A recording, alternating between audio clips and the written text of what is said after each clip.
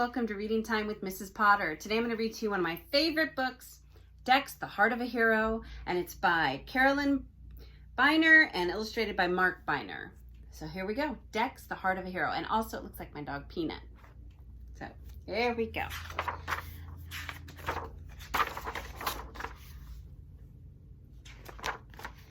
Dex, The Heart of a Hero.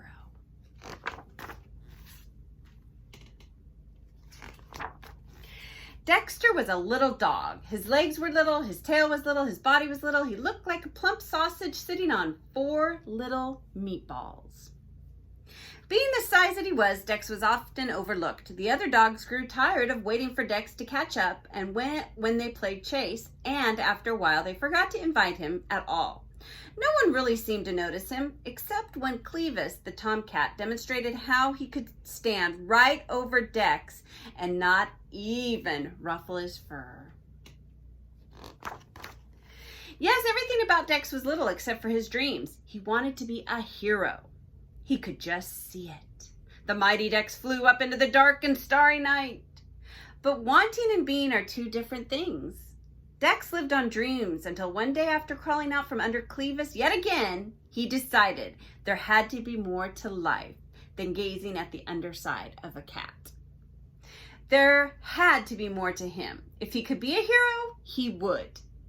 So Dex started training. He read every superhero comic book he could find. He watched every hero movie ever made. He went to the library.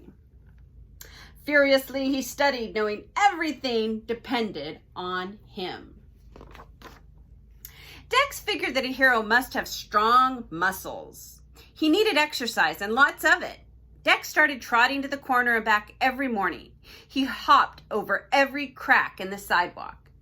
He struggled to climb the garbage pile up and over and down, then up and over and down again. All day long he worked, day after day. Even at bedtime, when he wanted to flop on the rug with his tongue hanging out, Dex forced himself to circle 5 extra times. The mighty Dex pressed on through wind and rain and storm and fatigue. When it got easier to run to the corner and back, Dex did it again and then again. Then he dragged a sock filled with sand as he ran, then 2 socks. When Clevis was bored and stood in the middle of the sidewalk to block his way, Dex dropped to the ground and slid right under him. He was too busy to be bothered by Clevis. Dex was tired. He was sore. He was working so hard that he almost forgot what he was working for. But one night, as he dragged himself to bed after his last set of push-ups, Dex stopped in front of the mirror and flexed. He could feel them. He could see them. Muscles. Faster than a rolling ball, stronger than the toughest rawhide, able to leap all tall fences in a single bound.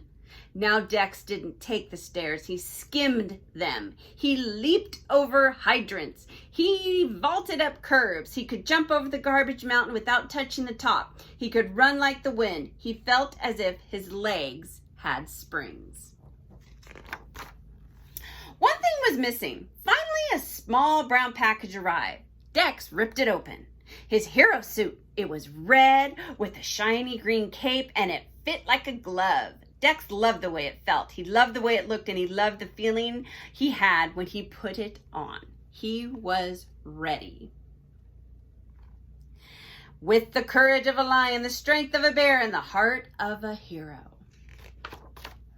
When Dex went out in his suit for the very first time, he looked up the street and down. He noticed a young pup trying to cross the street. Dex sprang into action. "May I help you?" he asked. He guided the wide-eyed pup across the street and grinned as the pup stared up at him with his mouth hanging open. The pup whispered, "Oh, wow, it's Super Dog." Super Dog. Dex liked the sound of that. Of course, when Clevis saw Dex, he just had to comment, "Hey, Dex, where's the party?" And when he saw him a few days later, Clevis called out, "Look, everybody, it must be Halloween. Anybody got a treat for Dex?" Dex was so busy that he was able to ignore Clevis for the most part. The only time his face even got red was when Clevis yelled, "Where'd you get that dress up?" Dex had to wonder if Clevis saw anything but the suit. Didn't he understand that the suit was just a way to let people know he was there to help? The sun glinted off his emerald cape as Superdog raced to the rescue. There was a mouse he saved from a sewer, a purse snatcher he attacked, he fixed his neighbor's sprinkler, he found a lost kitten, pulled a rat away from a live wire, tracked down a lost wallet, put out a trash fire, and organized a neighborhood cleanup day. It seemed now, whenever anyone needed help, they turned to Dex, and Dex had never been happier. Late one evening, there was a banging at the door. When Dex answered, it seemed as if the whole neighborhood was yipping and yowling in a panic. "It's Clevis," they shouted. "He's stuck in a tree. Hurry, Dex, hurry." Dex raised his eyebrow. It was not like Clevis to move enough to get into any trouble. In a flash, he was dressed and ready to go. It was clearly a desperate situation. As he got closer, Dex could see Clevis. He had been chasing the squirrel to the top of the tree, but had slipped and was hanging by one claw from a slender branch. He was yowling for all he was worth. "I'm slipping!" Clevis screeched. "Help me!" Dex looked desperately around for something to climb on. There were no boxes or ladders, not even any trash cans. Then Dex looked at the crowd. "Quick, everybody!" Dex shouted. "I've got an idea!" Dex leaped onto the end of the teeter-totter facing the tree, pushing it to the ground. "Everybody on the other end! 1, 2, 3!" All the animals jumped together on the other end of the teeter-totter. Catapulting Dex into the air, he soared over the crowd, his ears and cape streaming out behind him. The mighty Dex flew up into the dark and starry night. Dex scrambled onto the branch next to Clevis. Quickly, he pulled off his cape and tied its 4 corners onto the screeching cat. "Jump!" Dex shouted. "Jump, Clevis!" "Super dog! Super dog! Super dog!" With an ear-piercing shriek, Clevis let go. His billowing cape caught the air and parachuted the big cat to the ground. Dex backed up and slid to the ground amidst the cheers of the crowd. Dex was bruised and tired, but he forgot his discomfort as Clevis sheepishly lumbered over, still tangled in the green cape.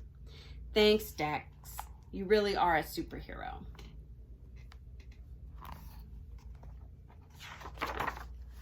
Dex didn't think he could feel any better, but he did. Just a little the next day when Clevis sidled up next to him and whispered, "Say, Dex, could I be your partner?" Dex looked the big tomcat up and down. It would take a lot of work to turn Clevis into a hero. He could hardly wait. "Sure," said Dex with a grin. "Sure. With twice the brains and triple the brawn, our heroes forged on, ever ready to lend a helping paw." The end. Wasn't that a good book? All right. See you next time.